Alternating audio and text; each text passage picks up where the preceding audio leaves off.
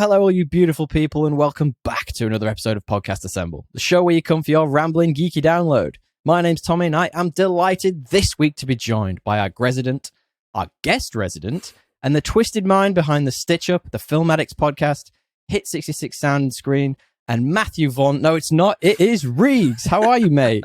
I'm good. Back again. Can't keep a good podcaster down. Back once again is the Renegade Master. Oh, are you just going to go through the whole song? Come on. Oh, yeah, absolutely. That's all I've got. I don't actually have anything to say about this week's film, so I'm just going to be singing that song the whole episode. Okay, I'm gonna disconnect right now. I'm good, man. Thanks for having me back. Good to have you, mate. I'm so excited to talk about Madam Web.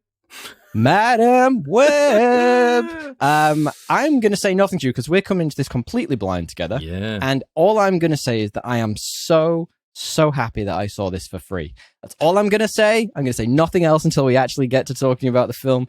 But how are you, mate? Talk to me. Because I know you have been stuck in the middle of, should we call it a weather crisis? Yeah, there was catastrophic storms in Melbourne this week. It was the largest. Starting off on a positive note, obviously. Yeah. It was. Well, I'll get to a positive about that. Actually, I just want to ask, you got to see it for free. What were they fucking handing out tickets out the front just to try and come and see Madam Web, please. We need someone to see Madam Web. I've honestly seen things online of people who've tried to book tickets for this and not been able to go at the time they wanted to because the cinemas were fully booked, quotation marks. Right. And they've actually just gone to that showing anyway, and there's been like 5 people in there. So feel like they're either giving shit away for this or maybe they're lying about the numbers. But basically my beautiful partner, bless her, at work, there is a team which is specifically for the entertainment sector, and some of the team have been to really cool looking stuff. Like some of them went to the premiere of like Thor Ragnarok. Not Ragnarok, what's the newest one? Love and Thunder. Some of them went to some of the actually good movies premieres. She, bless her soul, thought it was a really nice thing to get me tickets for this, and it really was. Because I didn't want to pay for this. Yeah, I had to go. I'll explain my cinema experience after I've talked about the storms, and I'll tell you how fucking frustrating it was. Please. No, not even frustrating, just like different than usual, and I didn't dig it. But yeah, so there's been catastrophic storms in Melbourne, and it was the largest power outage in Melbourne's history. Wow. It was 500,000 houses without power. So yeah, but you survived. I mean, the challenge with that is like everything goes out right. Like all of your food starts to deteriorate. Like Dre even bought a book recently about how to survive in a catastrophic event, and I'm thinking that could have been perfect for you in this. Well, I did all right because there wasn't much in the fridge anyway, because I hadn't done a shot for the week, and I only eat vegetables, so they're good. Oh. And you can grow them yourself. Apparently, exactly. Nobody knows how to. But... Yeah, I don't, but I have a lemon tree. And as far as like as stuff goes, I've got a whole bunch of battery powered panel lights and stuff for work, and so I just did that, and so it was just I read a lot. I cleaned out the fridge. I went through my wardrobe. Like I hung out with my cats. I worked out. It was quite pleasant to be uncontactable and unhung up by all this stuff. I keep vaguely deciding that I'm going to delete like Facebook because. Like, I don't have TikToks. I mean, the podcast has it, but I certainly don't. If you want to find us, look for Podcast Assemble on TikTok. I do not have that. I obviously have Instagram. That's the one that I tend to use the most. In fact, that's how I contacted yourself in the very, very first place.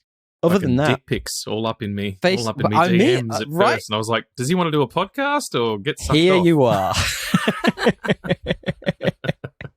But long story short, I'm thinking of just delete. I keep deciding I'm going to delete Facebook, but then Facebook has that beautiful integration with like 99% of websites where you can go like, do you want to sign up for this and spend 2 hours going through all of your details, or do you just want to go sign in with Facebook? And I go, hell yeah, I'm going to sign in with Facebook, baby. And they know, and they know how they've got me. Yeah, I just turned off all of my notifications or I just hid all my data from them, which they already have anyway. So.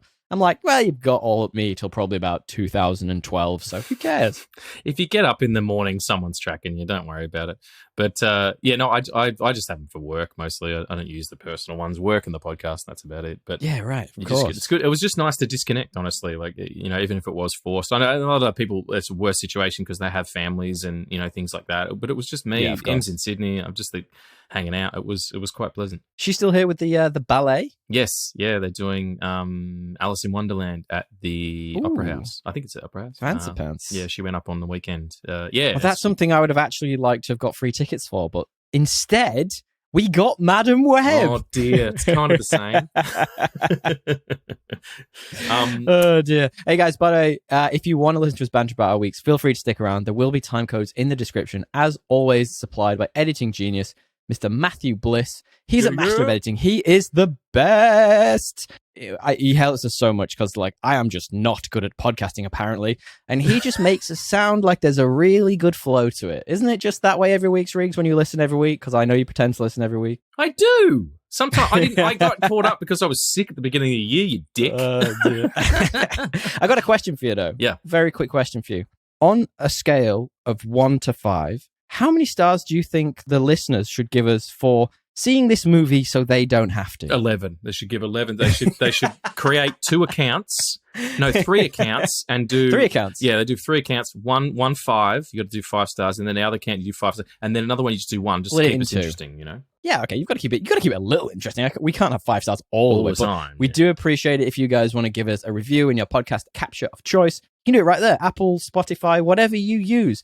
It helps with algorithms. I don't know how they work, but it apparently really helps. The robots know. What have you been up to, Regs? What's been happening? Well, like I was saying to you off mic, I was really, really ill in January. You know, coming into sorry the to new hear year, I was. Oh, that's okay. I was. New Year's Eve, I was feeling a bit off. I feel like that's a common thread for a lot of people I've spoken to. Some people do, yeah. Some people do it. But I thought it was just because I ate too much gingerbread. Now, here's a question for you very quickly before we carry on. Yeah, sure. Where do you stand on the question of gingerbread man, gingerbread house? Is the gingerbread man made of house, or is the house made of gingerbread man? Fuck. Oh, don't open these doors. That's the kind of thing that keeps you up at night. I know, right? Isn't that just terrifying? I mean, it's got to be that the man is made. What came first? Fuck, I don't know. Chicken, egg. What came first? I really don't know.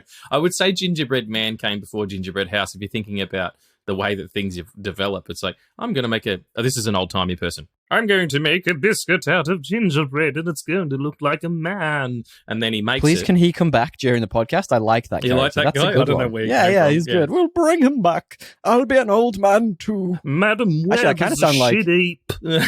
I kind of sound like Patrick Stewart when I do that. I'm an old man too, Logan. Yeah, but Logan, the Logan version. Yeah. Logan, help me, Logan. Yeah, absolutely. The best version. What the am I absolute supposed best version. to do with this erection? I'm not sure why he's horny, Patrick Stewart, but apparently. So, weirdly, I don't know if I've ever spoken about this in the podcast. The town I'm from this tiny little town in the UK, and this is giving away a lot about myself. Probably more than I give away on the podcast normally. But he is like the maitre d' of the university or something. Like, as in, when everyone gets their degrees or their masters or whatever they get from the university, he often comes and does a big speech and hands out the degrees because he's from that town. So he's giving back to the community. And I love that fact about Patrick Stewart. That's beautiful. He is a the man dean, of the people. Maybe? Yeah, the maitre d' is the wrong word. Maitre d' is a person who serves. Yeah, you know what I mean. He's like the dean. He can't be the dean because the dean is an active role, but it's like he is an inactive version of the dean. Wow. All right. Have you ever seen him kicking around? Or? Apparently, he went to my brother's graduation, but I was not there for that. I was probably drunk somewhere. I was very young. I got drunk a lot when I was young, so this is a different time in my life. Didn't we all? Was he in a fucking wheelchair, or what's up? Oh, if only he'd have brought the X-Men wheelchair, that would have been a delight. No, did you see the Super Bowl commercial he did? No. It was really good. It's like Paramount or something. It was fantastic. Genuinely, for a trailer for like a shitty streaming platform. Really quite fun, surprisingly funny. All right, I'll have to go back and have a look. I only saw the trailers, like Deadpool trailer and all that stuff. Because the best. But I didn't watch the Super Bowl. So sorry, going back, I realized we've had 12 conversations since I asked you the original question. That's all right. When you were sick for this period of time, was it conducive to getting through a lot of content, or did you just die? Not really. I mean, it was watching a lot of Taskmaster. I'll tell you that much. Hate that show. Do you? Why? Oh, hate it. The British version you don't like? Yeah, especially the British version. Oh, wow. Okay. Are they going to take back your citizenship, or what's up? Yeah, well, we were just talking about this earlier. I can actually apply for Australian citizenship very soon. So as soon as I can get that, it's like, peace out, baby. Oh, fuck. We'll be happy to have you, mate. You're a credit to the country. A great addition. Thank you, Squire. I appreciate that. Now I'll do dual. I'll do now. dual so my future kids can have it as well. Right on. No, I didn't get through a lot of stuff. I was mostly in and out of consciousness, to be honest. So it was pretty rough. But as I was saying to you, it was kind of, it was a good reset for the year of like, yeah, New Year's Eve, not feeling too great. New Year's Day, let's watch Oppenheimer and not move. And then, oof, what a good movie to watch. It's a good one. But I mean, everybody else was hungover. Like, so I had a gingerbread hangover. And then by the second, I was, it House was or Man? bad. It was a house. It was left over from a house. It was good. There was no men. But you were saying to me just before we came on air that you went to see the Batman Begins last night. Batman Begins? No, it wasn't Batman Begins. Yeah, so I'm much better now. I've been better for about 3 weeks. Good to hear. And I'm back, and it was only my second time at the cinema this year, which is really weird for me. Oh my gosh! By the middle of February. I went to the Astor, of course. Place of Peace. The place of peace, the church. Logan's Place of Peace. Oh, that's where I'll take my fucking Johnny. Wow. Don't know. It's just sometimes I get possessed. They did a 35th anniversary screening of Batman 89. And, Tim Burton, fantastic. Yeah, and it was an original 35mm print from 89. Wowza. Which was stereo sound instead of Dolby. And it was beautiful and wonderful, and just you forget how good it is and how great Jack is, and they do a little pre-show as well. So they did like the Bat Dance film clip, and some uncomfortable interviews with Tim Burton at the time, and it was just a blast. I loved it so much. Did you pay with the Bat credit card? No, I actually came down from the roof through a skylight straight into my seat. Yeah. Like, what's up? It was packed, actually. It was like almost... Oh, great. Yeah, well, I didn't have anyone next to me. I was there with a pal, but he was like, a seat over. Because, you don't want to sit right next to pals when you've got elbow room and stuff. Exactly. Just elbow him out the way. Get out the way. The film we're going to talk about today, Madam Web, I actually sat in a theatre of about maybe 7 people, and it was fantastic. But there was one guy behind me, and I'm not sure if he maybe had some kind of challenge or like OCD, but the whole way through the movie, he sounded like he was sucking on like a Werther's original. He was like, and like having that noise while watching Dakota Johnson is really irritating. I'd have thought it made a performance better. Mate, a lot of things could have made a performance better. I actually did a really cool thing this week, which I think you'll actually quite like this one, funnily enough. We watched a movie, and it was a Netflix movie. I'm not sure why I have to say it like that, but that's how we talk now. And it is a Netflix movie called Leave the World Behind. Have you heard about this? Oh, fuck that movie. Fuck that movie. Did you watch it? Yeah, I thought it was shithouse. Yeah, I was mixed with it, right? Because it's obviously Mahershala Ali, it's Julia Roberts, Ethan Hawke, who I love. Ethan Hawke's in it, who's making a massive renaissance. Is it the Hawkeissance? It's the Ethan Hawkeissance. He's coming back.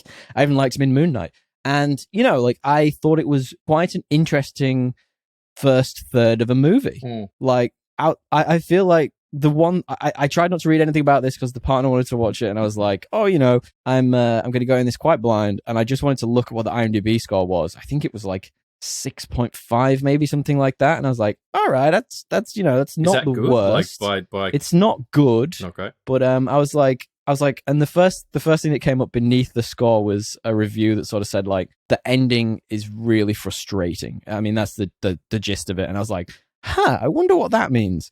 And yeah, it was really frustrating. Yeah. And it didn't go anywhere. It didn't explore anything.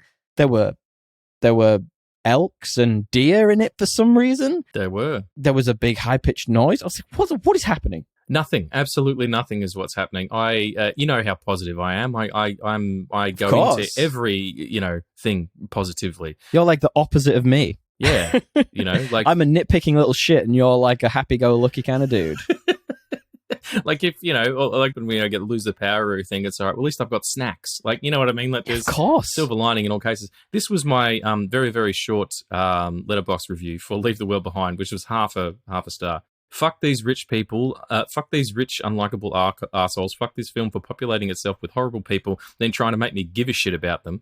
And fuck the barely coherent, completely vacant, humans are awful and destroying the planet, but hey, shucks, we're all in it together, horseshit 11th hour messaging.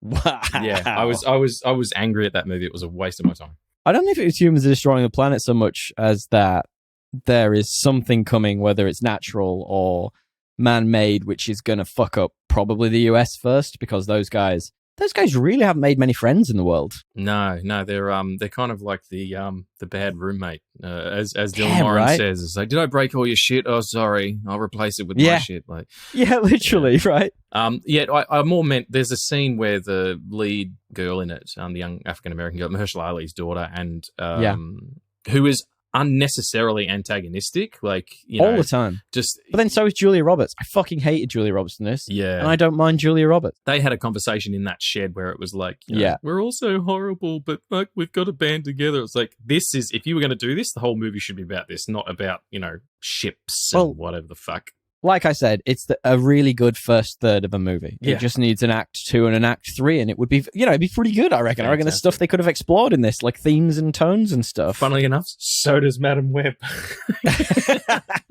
Madam Web is a barely a first the act. Irony. Mm. Do you got anything else you've been up to? Not really, man. I was location scouting yesterday for a short film that we're shooting in March. Oh, that's fun. But yeah, because I was out of whack for a while.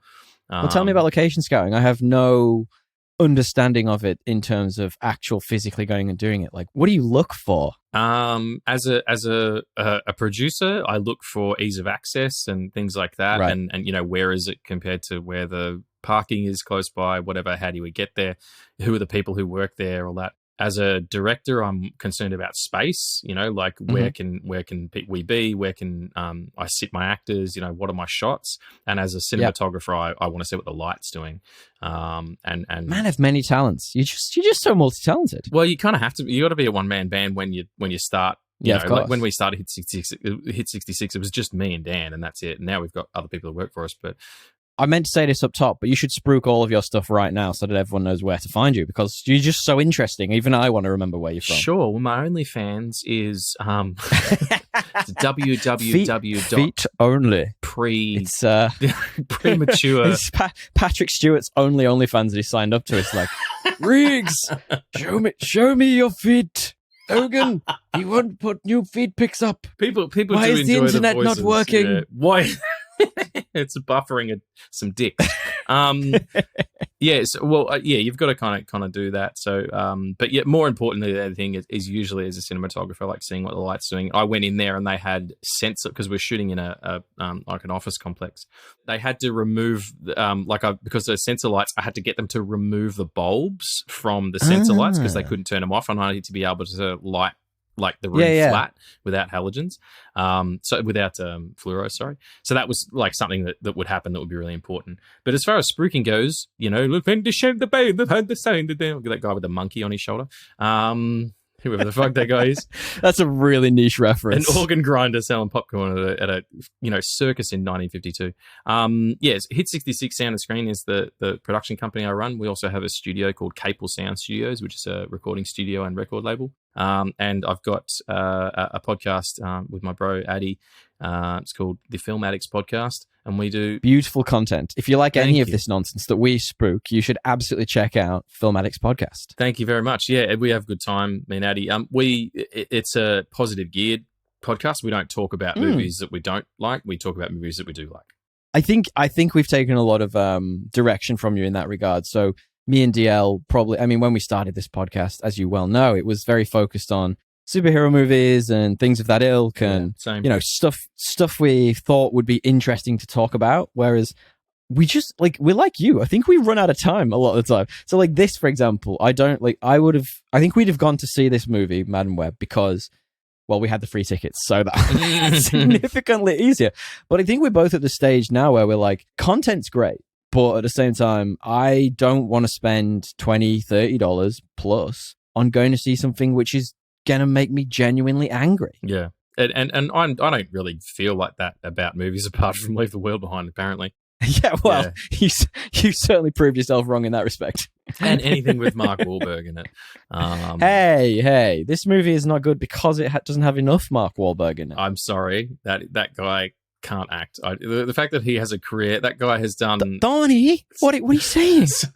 Come on, bro. There's some sort of crossroads devil bargain that he's made to learn how to play the guitar. Like it's absolute horseshit that he's an actor professionally working in you know. And I know people who can act. I know vegetables that can act circles around the dude. Holy shit. I'd love to meet those vegetables. I bet they're really interesting for podcasts. Aubergine. I got one final bit, if you wouldn't mind me spruiking. It's not spruiking. Oh, sorry, by the way, going back, I do not recommend Leave the World Behind. I think if you really want to, I mean, like, it's nicely I mean, like, the partner watched it and she was like, oh, it's beautifully shot. It's really interesting. Cinematography's and great. it is. Like, there are parts of it that are, but it does that thing that I really hate in movies where, like, it zooms out of a shot and, like, will zoom, like, through, in quotation marks, a window. And you get, like, this, like, weird wobbly effect for, like, a split second. And I'm like, I fucking hate that. I fucking hate it. But it does do some nice things with camera angles. I think it's kind of interestingly shot. Other than that, it's pretty dull. The other thing that I did was I started, actually, while I was back in the UK, this is actually a really dumb story. So I wanted to watch some stuff while I was in the UK. My mum doesn't have Netflix, any of that stuff. I was there for Christmas for 3 weeks. And so I tried to download a bunch of stuff to just keep us going at least long enough while we're in the UK, while, you know, we found new things to watch and whatnot. And I downloaded the first episode of Reacher, which is from, I think it's from Amazon. Yeah. And I royally screwed up. I ended up downloading the first episode of the second season of Reacher, which was not helpful when you haven't seen the first. So we didn't watch it then. I mean, they're only tangentially related, but yeah, I totally get that. Yeah. I kind of wanted to know the beginning, so I've been back and I've watched the first couple of episodes of the first season. The reason I did that was because this has got 95% on Rotten Tomatoes, people love which it. Is unbelievable. Yeah. People absolutely freaking love this, and I kind of see it, at least for the first couple of episodes. Like, sometimes you just want to switch your brain off and watch a big dude beat people up. Yep. That's why Jason Statham's got a career. Right. He's tiny as well. This dude, though, so I don't know if you know about Alan Richardson. I don't know how you say his name. That guy. Alan Richardson. He is being fan cast as the new Batman by a lot of people. Do you have any feelings about that, other than the fact he's twice as tall as the guy who's been cast as Superman? Yeah, I mean, I like Alan Richardson. He's actually, like, what he lacks in acting ability, but then again, I mean, Reacher, which is a lot. Well, he's got to kind of play like someone he's sort of on the spectrum a little bit. He's kind of true. You know, doesn't have the social graces that you know he would, and that's the character, and that's why he's so good as that character, because it's so accurate to the book that people love. Yeah, right. But I like his candor. He's been on a bunch of podcasts. Cool. Inside You with Michael Rosenbaum and a couple others, and talked openly about his experiences in Hollywood, and also the fact that he's bipolar and that he deals with that. Yeah, right. And he's also one of those guys who is fucking enormous, works out really hard, trains, and then he's like, I got hurt on Reacher season 1. I'm 40-something years old. I started taking testosterone so that it was easier. Like, he's not one of these other guys who I won't name, but you know who they all are. Of them. The Rock, who are like, Chris Hemsworth, pick one. Yeah, just, you know, all these gains. I'm like, you're selling a fucking exercise you're selling a dream app. That's not real. And you're using chemicals. Like, it's so obvious. So I kind of dig in. But as Batman, I don't know. I don't know about Batman. I feel like he's maybe too big to be a Batman. He's also, I mean, physically he's probably. Not Batman. He's not my Batman. Yeah, I just feel like Batman needs to have a little bit more range. As an actor. Like, look at Bale. Like, he had like played 3 different characters in that movie. Yeah, but Bale's an anomaly, man. Like, I was saying that though. Patton Bat's pretty good. Whatever we call him, Rob Pat and Pat. He's great in that role. I rate that version. I can't wait to see the follow up to that. Talking of Reacher, though, I kind of recommend it. Like, if you just want to switch your brain off, like, sometimes I do. I don't want to have to overly analyze and think about everything I watch. Think about this movie we're going to talk about. I'm going to get really angry sometimes. But this, I just walked into this show not expecting anything. And I think that's probably what won it for me. Like, I didn't have any expectations. I'd seen, like, a really small clip on, I think, Instagram of, like, him just big dogging it for, like, not even like being like aggressive or angry, but just overruling someone with his knowledge of the law. And it was great. And I was like, this is interesting enough for me to give it a go. Gave it a go. I recommend, if you want to switch your brain off, giving Amazon's Reacher a quick shot. I mean, a lot of people have. It's got fucking 95% of Rotten Tomatoes. Very well loved. Very well loved. Must be pretty good. Well, guys, if there's anything that you've been up to that we haven't talked about that you would like us to talk about, hit us up at Podcast Assemble or thepodcastassemble@gmail.com. or you can just go on our website, www.podcastassemble.com. You get all our details there. You can find us, contact us, send us things. I think we made it up that it's, memes, news, reviews. Send us all that stuff. We love it when you do. We love to call you out for doing it. Riggs, we've sort of already spoiled it in many, many, many, many, many ways, but do you want to preface the main topic for this week? It's the main topic theme. It's Madam Web. Madam Web, baby! It's Spum. I realized that's what this thing is called, by the way. It's the Sony Pictures universe of Marvel movies. Did you make I think that I've up? stolen that from somewhere. but I realized it when I read it. I literally I wrote it down and I was like, this is the fucking worst. Yeah, if you stole that from somewhere, take it back. You could, no, they could, I will absolutely. I think it was more than likely the Weekly Planet, my favorite podcast. But like, Spum is just disgusting.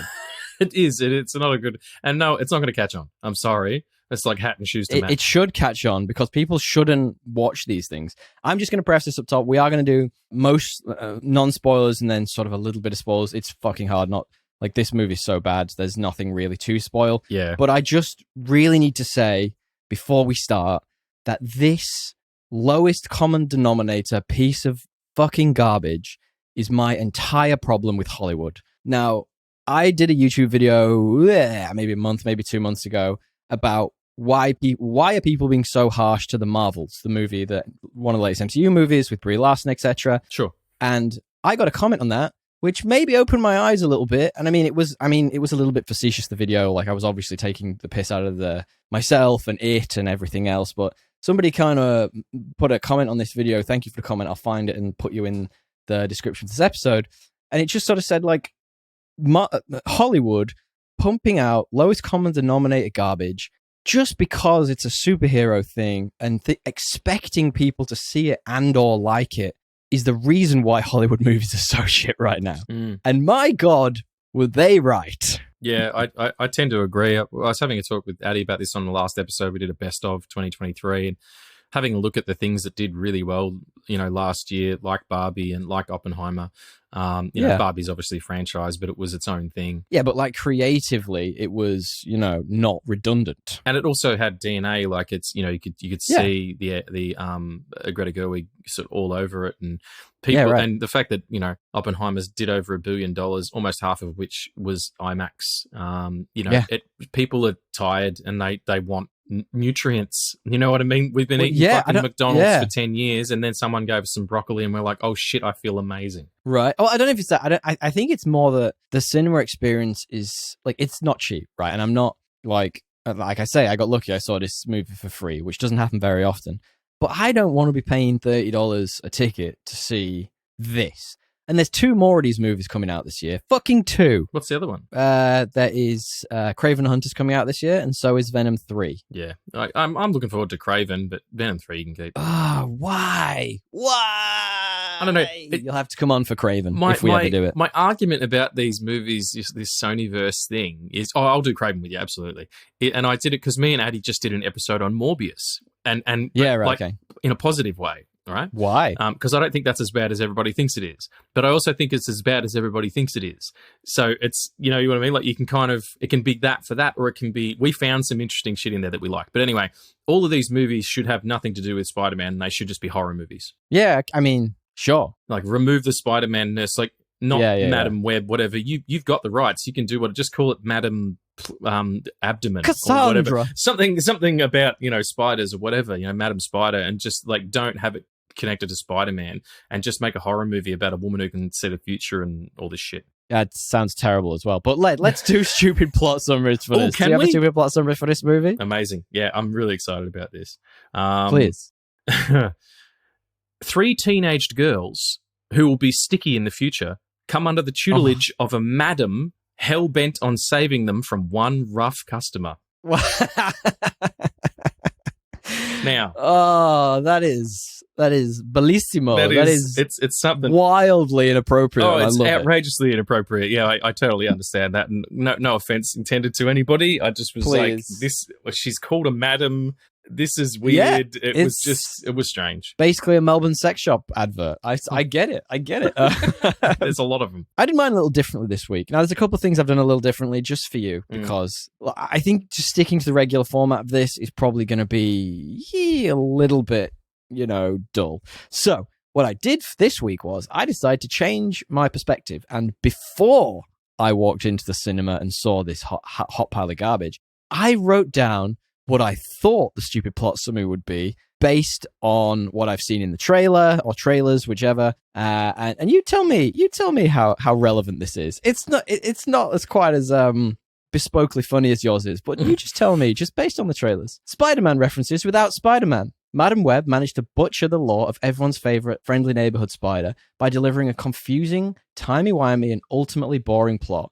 The latest entry in the Sony Marvel universe does nothing to break the streak of insanely average spin-off movies. Jesus, talk about prescience. Can you go into a big web thing and fucking tell the future as well? Because that's remarkably accurate.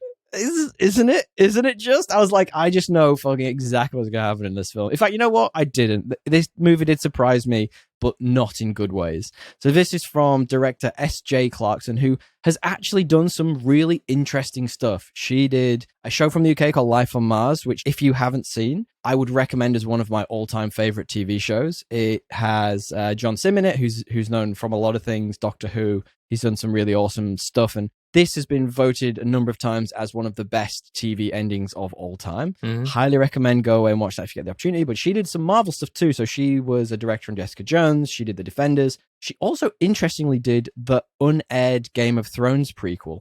Now, I think she's pretty cool. I feel like she's got a pretty cool CV. Like, there's nothing screaming to me that she is the wrong person to direct this, but this was also written by the guys who did the Power Rangers reboot in 2014, whatever it was. Okay. So I feel like you're really hitting some weird sort of like mesh together of things here. It was never going to be good. And I mean, you've got Dakota Johnson, Sydney Sweeney, Isabel Merced, you have Celeste O'Connor, you have the bad guy Ezekiel Sims, who is Tahar Rahim. We're going to talk about him. We are going to talk about him.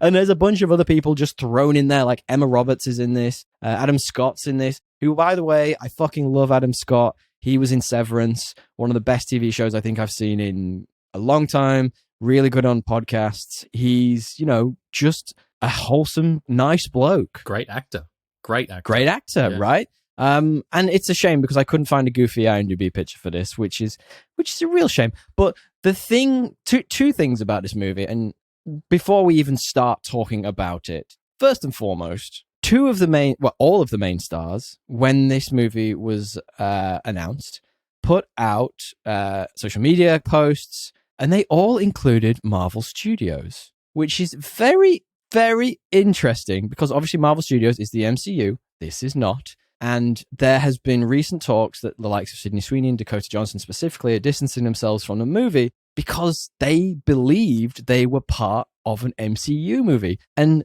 to roll on from that, Dakota Johnson, very soon after the first trailer was released, left her agency for a new agency. Oh, fuck. Which was raising eyebrows around the fact that she really thought she was in an MCU movie. Wow. But I mean, how could you? I don't understand. Like, it's so ingrained in our culture. For me, I feel like Dakota Johnson's one of those people who probably doesn't actually go on social media. She doesn't have social media. She doesn't need it. Like, why would she? She's rich. Who cares? I feel like if you're not part of the zeitgeist a little bit, like celebrities are, they're not, a lot of them aren't on social media. A lot of them don't care about that stuff. How would you know the difference? Like, you just wouldn't. But here's my question to you, Reeks, as a fellow nerd. We are in that sphere together. If you were a regular person on the street who is used to the MCU pumping out 3 movies a year, all these TV shows at this point, there's only one MCU movie coming out this year, which is Deadpool. But you see a Marvel movie coming out called Madam Web. Would you go and see it, assuming that it could be part of the MCU and it could be interesting and furthering the story? You had a passing interest in the MCU. Like, could you be tricked into this? If I wasn't a fan of this stuff? Yeah. Probably not. Like, if I saw, because it doesn't have, like, even Venom or Morbius for that matter, or Craven, unless you know Spider-Man lore or Marvel lore, you don't know. Like, this is like Madam Web is the most esoteric one they've done. Like, honestly, Totally. it's so, it doesn't, Wild. like, I would look at that poster. If you look at the poster, you're like, oh. What is this? That's why I made that horrendous, Yeah. stupid plot summary joke, because there's no telling what this could be. And Madam Web, like, what the fuck? It doesn't say, unless you put Marvel on the poster, of course not. And I was actually talking to my partner about this earlier, and she didn't know. She had no idea that this wasn't an MCU movie. But not only is it exactly what you said, like, it's the most bland, cookie cutter piece of garbage in terms of its advertising, in terms of its posters, etc. Like, to make $1 billion off a movie, especially a superhero movie, you can't just bring in the superhero fans. That probably makes up maybe a fifth of the box office. To make $1 billion, you need the man on the street whose mate is raving about this, saying, you got to see this. You don't need to see any of the other stuff. Like, you got to see this movie. Yeah. And they're just not going to get that for this. It doesn't. It's just nothing. It doesn't indicate its audience either. Like, it doesn't tell you who this is for. Like, this is not for the people who enjoyed Venom. It's not for the people who enjoyed Morbius. Well, you wouldn't know it was part of that universe. There's no way. And it's also set in the past, which is interesting. And also, if you tell me that your movie's set in 2003 or whenever the hell this is set, whatever, or 1993 or whatever it is, you can just tell me and I'll believe you. You don't have to fucking show me a blockbuster. Yeah, right. Yeah, right. Or a poster for Beyonce's Crazy in Love. Like, I get it. You've said it already. Like, well, you say that. That's actually really interesting. We'll talk about the cinematography and world building. But what's interesting is that the fashion specifically and some of the music type vibes that were coming out in 2003, they're fashionable now. Yeah. Like, the things I was wearing in 2003, baggy jeans, skinny tops, a little bit emo looking, all that shit's in. Me and my partner went to a restaurant the other day, and I was like, every single one of these people working here who's sub 19 are wearing the stuff that I actually wore when I was sub 19. Yeah. And like, maybe you wouldn't tell. Maybe you were just like, this is a weird spotlight into where fashion is right now. So maybe they had to maybe you're right. throw a Beyonce. Chuck a blockbuster in the background just so everybody knows. And all the kids can go, what the fuck's that? So what's the like loose plot of this? We're talking still non-spoilers. Like, what's happening? Sure. Well, I think, you've got, what's her name? Charlotte Casey? I think I remember. What's Madam Web's name?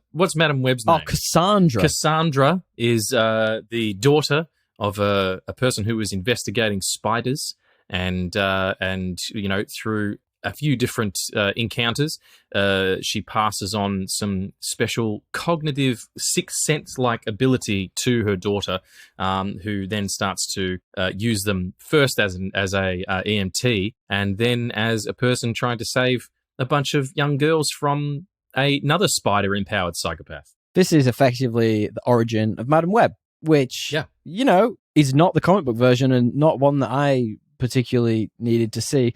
And I've got to say, as loosely based as this is on one of the comic books, this bears no resemblance to anything.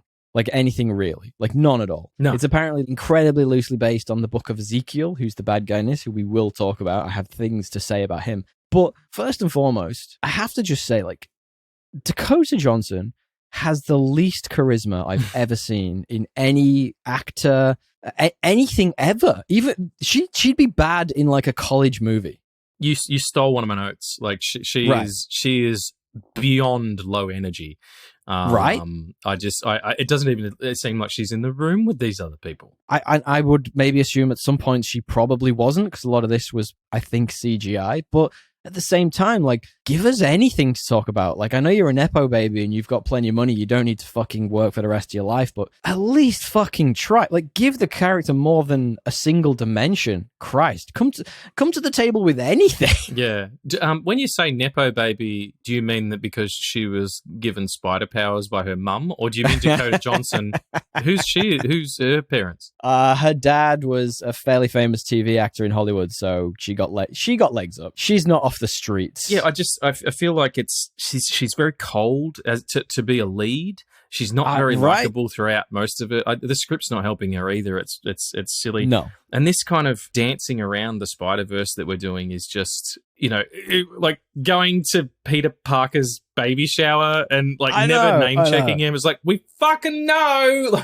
You know Well, what I mean? there's a load of rumors that this was gonna connect to one of the different Spider-Man universes. So either it was originally supposed to be Tobey Maguire, then they realized that doesn't work because Spider-Man came out in 2003, I think. Yeah. So It'll have to be that Holland. doesn't fucking work. And then they were gonna do Holland, but then even that doesn't quite work out properly. So they're just like, we just won't say anything and hope for the best. Yeah, don't worry about it. Right? Yeah, I just and you know, seeing a spider person like in Ezekiel with these powers climbing on a wall in a costume that's reminiscent of the Spider-Man 2099 suit, I think looked quite good. I thought that was a really, I liked it. You know, good look to it. Yeah, it's I don't know what they're doing, mate. Like I really don't. Well, it's not even unintentionally funny. It's just nothing. Yeah. And there are times when, and I'm skipping around here and I apologize, but speaking of performances and Dakota being really, really not good in this, like there's no chemistry between the actors at all. Like none of them. The closest you get to chemistry is old mate, the favorite we were literally talking about, Adam Scott, and this brick wall Dakota Johnson. I'm like, he's at least warm. He is at least charismatic in some, respects. But like, how do you manage to pull that off when you're speaking to a cardboard cutout of a person? Yeah, and he is really talented and as an actor, and he does hold the scenes that he's in. Agreed. And you know me, I'm a fairly positive person. I found positive things about it, but I found myself. What were they? Bored. Adam Scott was one of them. Yeah, he was. I thought there was some interesting ideas as nothing was developed, and it was all kind of first act. It actually reminded me of Unbreakable, the M. Night Shyamalan picture, which is all first act. Interesting. It's it is the origin story of David Dunn's character, which was then built on in Split and Glass, but just as an artifact. Because it's of the time period as well, and some of the visuals, are handled much better by a much better technician or a much better director. This was directed like an episode of TV, right. No shade to the director. It's obviously a very difficult job, and they did the best they could with what they had. But it was definitely, it looked like sub-Arrow sort of era kind of, And you're right. No shade on like everyone behind the scenes in this, because I mean, for a lot of movies, you watch them and you're like, you can tell this has been chopped to shit in the editing booth. This looks terrible. They clearly had 15 minutes to create this visual. It was going in a multi-million-dollar blockbuster. No shade to those guys, but there is nothing redeeming about this, even a little bit. Even the CGI is bad. All of it's just not good. The story goes nowhere. It's full of dull cliches. The girl power, girl team up cliche thing just doesn't work for me. There's a load of weird shit in the cinematography, which really creeped me out. Like, so, a lot of strange crash zooms and shit. And for example, like a really specific example, Sydney Sweeney they're all supposed to be teenagers. She's supposed to be a teenager as well. She is, of course, a beautiful lady.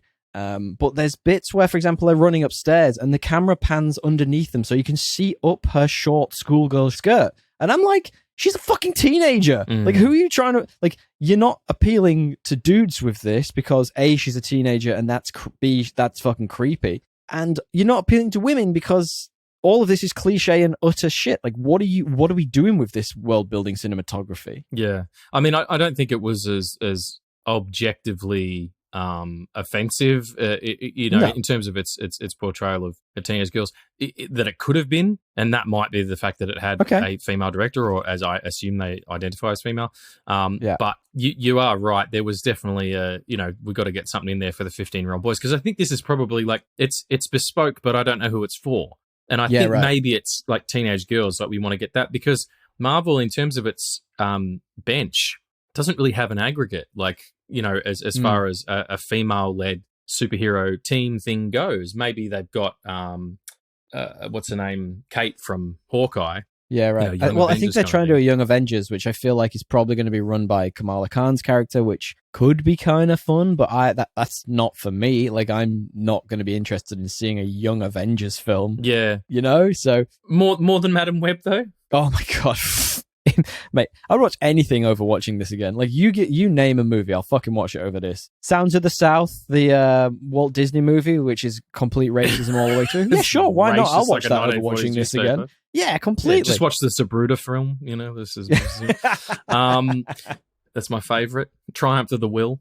No, just jokes. And again, back to my plot summary, that was kind of the feeling I had, was like, who is this for exactly? Because half the time it's like, a girl's empowerment, absolutely, and, being together. And then the other half the time you're like, why is they wet all of a sudden? It felt peculiar to me. Yeah. I feel like this must have been chopped to shit in the editing booth. Like, there is no way that this wasn't going to be a completely different film. I mean, and for me, one of the things that really screams to that is the villain, which is Ezekiel Sims. Now, first and foremost, like, great character. He's been ADR'd horribly in this. The whole film. There are so many times where they just don't show his face or his mouth, and there are words coming out. But, well, for a start, whatever accent he's going for, I'm baffled by, because the guy's French. It's his accent, isn't it? Well, the guy's French, but he sounded like he was trying to do a Hispanic accent, and none of it worked. Right. It was just bad.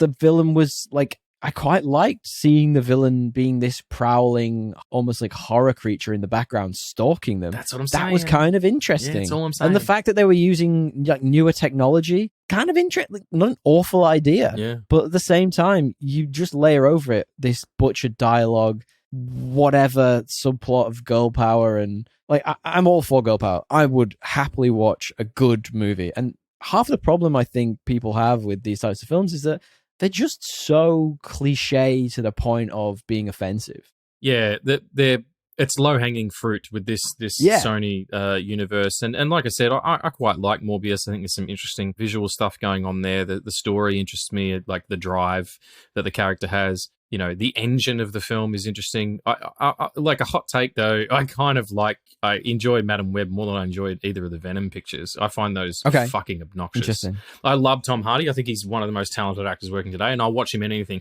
But those movies, and you know what it is? It's that first one, and the line is where he's like, "Turd in a wind." No, yeah, that's pretty horrible as well. But it's where the big symbiote turns up and mixes with the gooey thing. Riz Ahmed's character gets this symbiote bonded to him, and the Venom symbiote says to Eddie Brock, he's like, "Oh, that's on our planet. That's what we call a team leader." I'm like, "What the fuck are you talking about? Please, on my planet, I'm kind of a loser too. What are you talking about? You're an only sentient goo. Like, fuck off." It just, and then the second one, forget about it. Like, it's just so ridiculous. It's so like that. So these are all, and I've talked about this many times on a podcast. These are all, to me, plain movies. Now, what I mean by that is, for the most part, unless it was for content, I will do anything for content. I'm not going to lie to you. I don't know if I'd watch Sounds of the South. That was a joke. It's racist, and we don't want that in our lives. But like this type of thing, I would usually have not seen in the cinema and waited until I'm on a long haul flight going back to the UK or, wherever you're going on your long haul flight. And it's just there and you go, "Oh, that's going to kill 2 hours. I'll watch that." Yeah. And it's like, I wouldn't have either. I did it because you were like, "Hey, do you want to do Madam Web?" And I'm like, "I want to do a fucking episode with you, sir." And I went to, we appreciate it. This will tell you. Yeah, I'm happy to be here. This is how bad it was. I told you, it was like, it's not playing at my local, the Cameo. It's not playing at the Astor. Yeah. It's not playing at another cinema that's close to my one of the offices I do contract stuff at. And it's not playing at the one in the city I sometimes go to. It was playing at Eastland in Ringwood. I'm sure all your Eastland homies out there. And very limited. And I went in, but it was the extreme screen. So it's like a bigger format thing. I don't know if they blow it up to 70mm or whatever. But anyway. And it was more expensive. And by the time I got a popcorn as well, like, it was close to $40 to see this horse shit. I feel like I should halves that with you. I feel terrible. I'm so sorry. No, that's all right. I work for a living. That's good. Just could claim that shit back. But yeah, that's fair. The other thing as well is, just as a little aside, this happened when I went and saw a retro of Speed at the Cameo the other night as well. Just motherfuckers on your phones. There was a guy 2 seats away from me, full brightness, scrolling and reading something. And I leant over and I was like, hey, bruv, that's really fucking distracting. Can you take it outside? And he took umbrage. He was like, all right. I'm like, well, hang on, you're doing the wrong thing, motherfucker. Yeah. Like, I'm sitting There's literally an advert before this film that says not to do that. We're 10 minutes in. I've waited, like I'm trying to chew popcorn quietly, you prick. Anyway. That was the most conflict that happened during that movie, was that interconversation. Isn't it so much worse when you're seeing a horrible film and the experience is horrible as well? Yeah, like all of it. And like, I had the guy behind me who was going, yeah. Like, if you imagine them both been in the same cinema, you'd have shot someone. It would have been horrible by the end of it. Like eating a whole mango. Fuck. Just getting back to this, I wanted to say nice things about the three second leads: Sydney Sweeney, Isabella Merced, and Celeste O'Connor. I couldn't find nice things to say. Like the chemistry's not there. I actually didn't mind Celeste O'Connor's Mattie Franklin. She was very clearly written to just be a stereotype of a girl who has everything, who's rebelling, blah blah blah. But like, I thought that performance at least had a bit of heart to it. I could have ironically seen her as a very good like Ironheart in the MCU. I don't know if you know about that character. Yeah, she was in the second Black Panther picture. Yeah, she was, absolutely. I think she would have been great at that. I feel like that's the ideal role for her in these films, not whatever this is. But like everything about it, it's so long. Every decision everyone makes to prolong the story of this film is just utter nonsense. So like when Dakota Johnson drops them off in the forest and they're just there, and the girl's like, I don't want to do this. We said we'd be for 3 hours, but I need to eat. It's like, none of this is making sense. A man just tried to murder you all. Just stay fucking still. Yeah. And then she goes to the Amazon for a fucking 45-minute trip. I'm like, in 2003, you're not going to go to the Amazon without a guide, without a GPS, without anything, and just wander into the Amazon. That's the most fucking ridiculous thing I've ever seen in my entire life. And 2, that's not taking you a week. You're going to be gone for a month minimum. Yeah. Like, what is happening here? You're right about that middle section. Like, she's going to this Amazon. It's like in that second Ninja Turtles movie where they end up fucking, in Africa or some shit. I'm like, wait a minute, you are 4 That's New a real Yorkers. deep cut. Like, I love that reference. How are you getting there? Did you go in steerage? You're huge turtle people. Anyway. I tell you what, we recently rewatched the very first of those Ninja Turtles movies, and that is way different to how you remember it. It is so long. They're in the countryside for the majority of it because one of them gets beaten up and they have to hide. He gets the shit kicked out of him by the foot soldiers. Yeah. I fucking love that movie, man. I do too, but I'd forgotten that whole sort of middle chunk of it. Like, the second act is way too long, way too countryside. It's a bit nonsense. Way too meditative. Yeah, right. This is just the first act of a movie and it's all crap. I don't have many nice things to say about it. Even the action looked hideous. Yeah, it's cut in this way that it's trying to give you reference to what Madame Web's prescient ability is to see the future and to change events and stuff like that. But it was just like bad scattered editing and scattered cinematography does not translate to that. You need to be more specific. Like in Unbreakable, when you sort of see, it's not flashes and things like that. You sort of see segments, not again, but you see them from another perspective, and it's clear what's happening, and the geography still works and all that stuff. And as far as the chemistry between the 3 teenagers go, they're stalled because they're stuck in the first act of a movie. There's another movie that's, the version of them, and you see them in the costume like twice. In a flash forward. Yeah, which is sort of... I think this might be... teetering on spoiler territory, but you're absolutely right. Oh, it's in the trailers. You see him in the trailers. It's true, but But like, that's it, and we'll talk about that when we get there. I think the worst thing I can say about this movie is I can't remember any of the final act or action scene. None of it. What happens in the final action scene? What I'm saying is there anything in that last action scene which stands out to you? Is there anything... you want the final action scene of a movie to be the big spectacle. You want it to be memorable. You want it to push the boundaries in some way or other. But this, I don't remember it. There's nothing dynamic about it. There's elements that you remember because they're plot based, but they've been indicated. But there's nothing that says you go, wow, that was something else.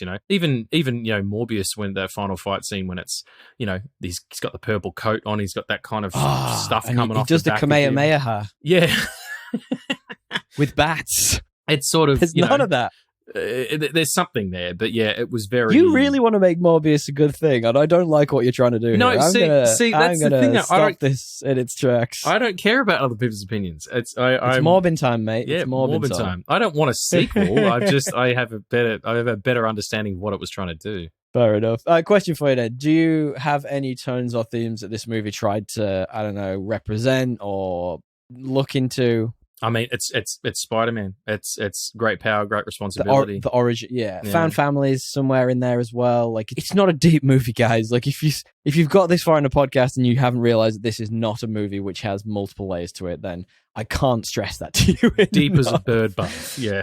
Now, what we normally do here is we do 3 best and 3 worst, which is 3 reasons why you might want to see this movie and 3 reasons why you might not want to see this movie.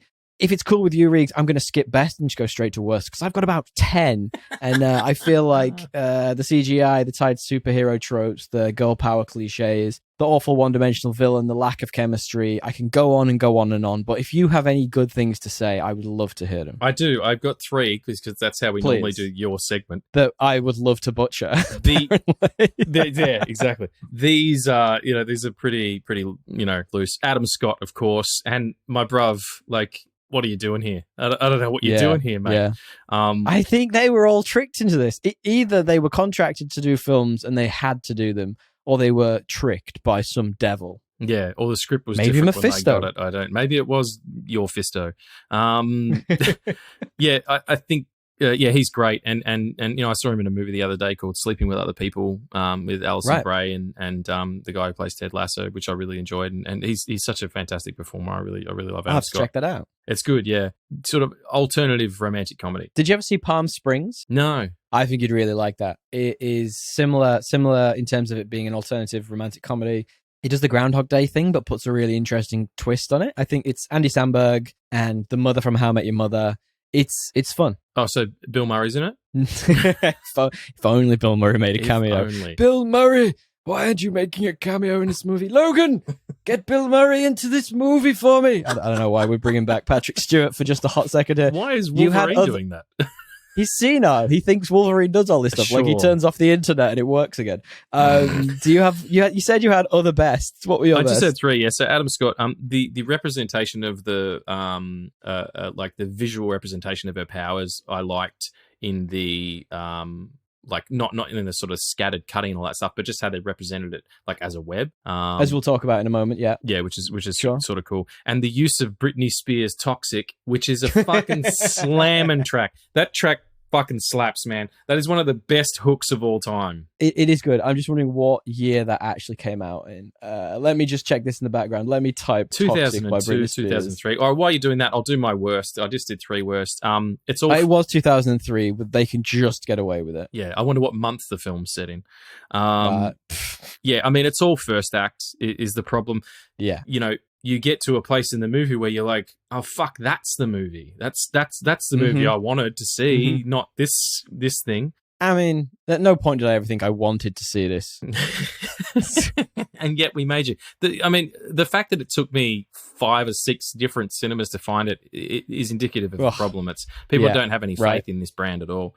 And Dakota Johnson just is until the last 5 minutes, she is completely devoid of charisma and the kind of star quality you need to start a franchise, because that's what they're trying to do here. Yeah, absolutely. And but I got to say though, I feel like even saying in the last 5 minutes, you've been incredibly nice to this movie. Yeah, I am. I'm an incredibly nice dude. Well, what do you think the IMDb score is for this right now? Oh fuck, it'd be 1.9. Oh, it's 3.8, which I think is nice. Can you guess the percentage Rotten Tomatoes score for this? I think I saw this. It was like 14 or something. It is exactly 14%. Fucking dunks. Which is doing dunks. Which is brutal, but also like bang on the mark. And my current favorite, which is Letterboxd, which is all user reviews. You yourself post Letterboxd reviews, interestingly, all user reviews, and is always 3.6. But can you guess what the Letterboxd review is for this? It's like 1.9 or something. It is 1.9. Yeah.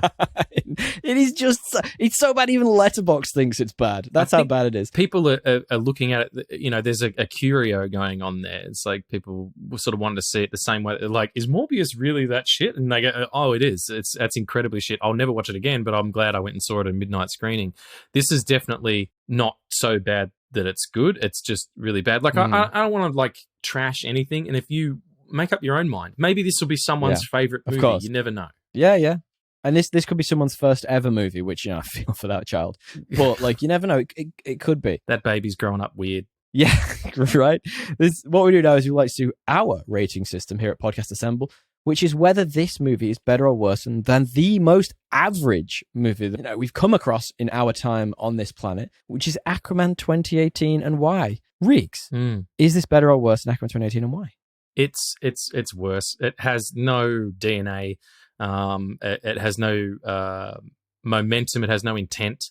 Aquaman has an actual story engine, and it has a director who has a fingerprint, vision, and something to say. I like, again, no shade to the director of this. I'm sure it was really hard making it, but I can't see anybody in this. Nah, and I completely agree. I think it is worse than Aquaman, and the thing that does it for me is that people in Aquaman look like they were kind of having fun. Like, they were at least like present. Yeah. Like, there's a big fucking octopus over there playing the drums. Of course there is. I will absolutely imagine that for CGI. Where Dakota Johnson's going like, what does an explosion look like? I don't know. It's like fucking get any personality, man. Like, and I really thought when I came into this, I was going to try and give her the benefit of the doubt and not be too directly harsh on her performance. But the more we've talked about it and the more I thought about it, just the more angry I get that this is a real thing. And people are paying fucking money to see this. Money. No, they're not. Yeah, well, I fucking didn't. It's made like $3 million in the US box office. Wow, yeah, that's good to hear. It is. I don't think the budget was huge, though. I think it had like an $80 million budget, but that's neither here nor there. We'll do some very quick spoilers and then we'll wrap it up. The crux of this movie is that the bad guy Ezekiel saw a vision of the 3 teenage girls teaming up in the future. He basically did a Minority Report and tried to kill them before they killed him. Minority Report? Fucking better movie. Much better movie. Cass was a complicated pregnancy. It turns out that in utero, while she was still growing, she had some physiological problem, which meant that her mum was trying to find this spider, which we barely even managed to talk about, in the Amazon to save her and save countless others. So this resentment that Cass has towards her mother the whole way through, which I actually didn't even fucking realize until I saw the scene where they made up. There's no resentment there. There's nothing. It's all moot. It's a moot point. It's basically that her mum was trying to save her. it is. It's moo. It's a cow's opinion. They hug and they get closure in the Spider-Verse. In her sort of web power times. Yeah, but you should feel something. That's the moment you should feel something, and you just don't. Right. And you don't. That was the problem. There's no... Again, no emoticons. Back to Morbius. I understand the idea of a person who like isn't in control of their addiction or their animalistic nature or whatever it is, and fighting that, and the inner turmoil, the struggle to not be the monster that you clearly are. Like that's agency. There's no agency here at all, and that, like I said, we're into spoilers now. You said there's no stinger. Spoil the scene shit out of it, man. There's no stinger scene for this picture. And Tommy was like, "There's no stinger, thank God." I'm like, "Well, the last few minutes is the stinger. It's she's got her powers fully, and the girls haven't yet, but she's like, I can see your future," and they're all together in their costumes, and the Madam Web who wears the big 90s sunglasses and stuff. Visor. Like, this is the movie going to start now? Is this a 4-hour long movie and we're going to begin? Like, yeah. The thing that's interesting about this is because Sony can make good Spider-Man movies. So Into the Spider-Verse is and Across the Spider-Verse are objectively fantastic movies. Now, agreed. The second Across the Spider-Verse, I think, is the second one. That ended effectively on a similar note, as in like, this is the halfway point. This is where the movie actually starts. And I remember watching that, and I remember being like, holy fuck, this is the best thing. I am so excited for the next film. I can't believe I've got to wait X amount of years. With this, I was like, what? What? They want me to think there's going to be... No, there's not going to be more of this. No. And even if they wanted to do that, nobody's coming back for this. No, nobody's going to do that. They're all distancing themselves from it. I mean, Dakota Johnson's been fucking talking smack about it for ages. Well, can I please then do a bit of trivia truffles for you? Because this is the perfect segue into trivia truffles, Reeves. Love it. So what I have done this week is, because this is just utter nonsense, so what I decided to do is replace this a little bit. This is still trivia, and I'd still like you to tell me if it's true or false, but what this is this a thing Dakota Johnson actually said about this movie? Cool, okay. Trivia. Did you make up the other ones? Okay, right. So there are some in here which I made up, and there are some in here which are actual Dakota Johnson things she said. Spectacular. Some of them are paraphrased. I can't be bothered reading the entire thing. True or false? Madam Web's script went through drastic changes after Dakota Johnson joined the project. Is that true or is that false? That's probably true, I reckon. It is true. Yep. Apparently, she was very critical of the fact that the script changed drastically. And one of the reasons, many reasons it appears, why she's distancing herself from the film. True or false, Regs? This is a real thing that Dakota Johnson said about the movie. I haven't actually seen the movie, and I probably won't. Is that true or is that false? That's a little too, harsh. No, I don't think she said that. This is actually true. Holy the quote shit. does go on a bit further. I haven't got the rest of it written down here, but in essence, holy shit. Like, if you want to distance yourself from this movie, this is the way to do it. Okay, third. Is this true or is this Dakota Johnson false? Paraphrasing. I've never done a movie where there's this much blue screen and there are fake explosions going off and someone's going, explosion! And you act like there's an explosion. To me, it was absolutely psychotic.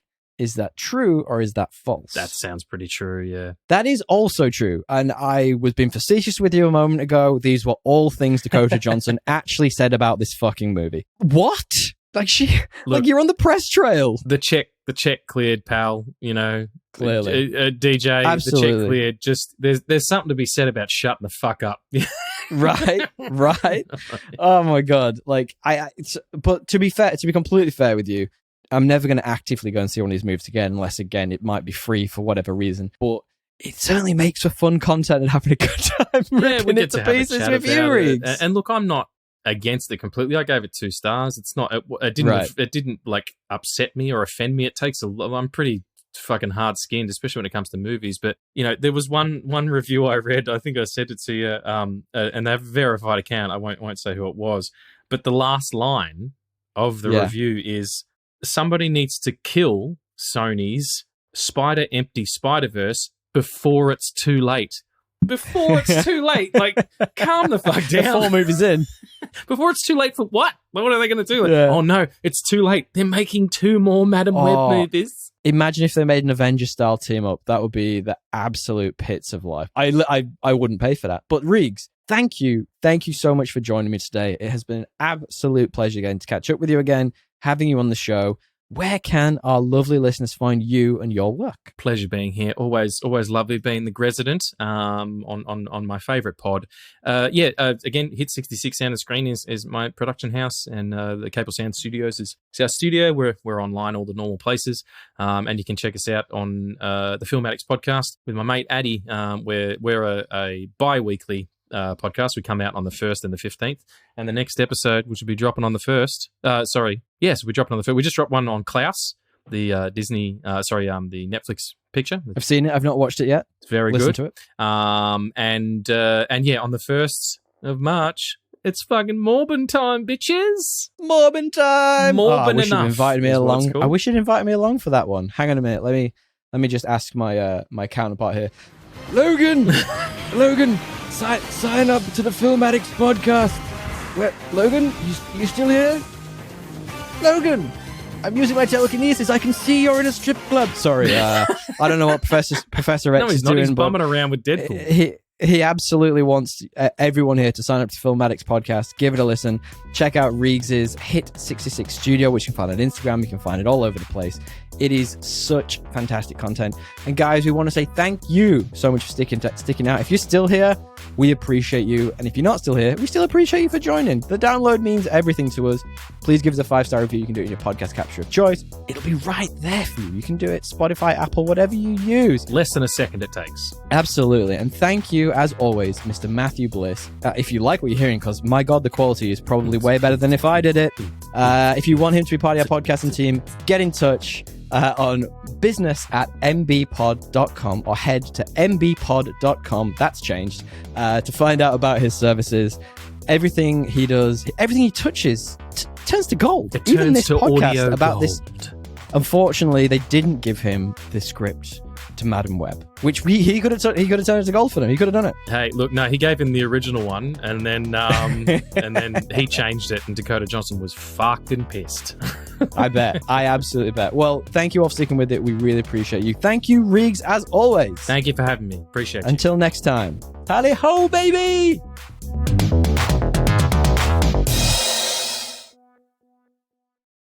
Three, two, one. That's so good. There's at least three seconds there, maybe. No, I got it right at the same time. My internet's better than yours. Ha ha ha ha. Wow, that's cold, but also probably true. Our internet sucked absolute donkey dicks. Weird flex. My internet's faster than yours. My dad could beat up your dad. Well, I mean, maybe. Nah, no way. My dad couldn't beat up shit. I feel like shit's an easy thing to beat up, though. Oh, it's already begun. But how would you know it was beaten up? All right, okay, I'm going to do this before we devolve into nonsense. Okay.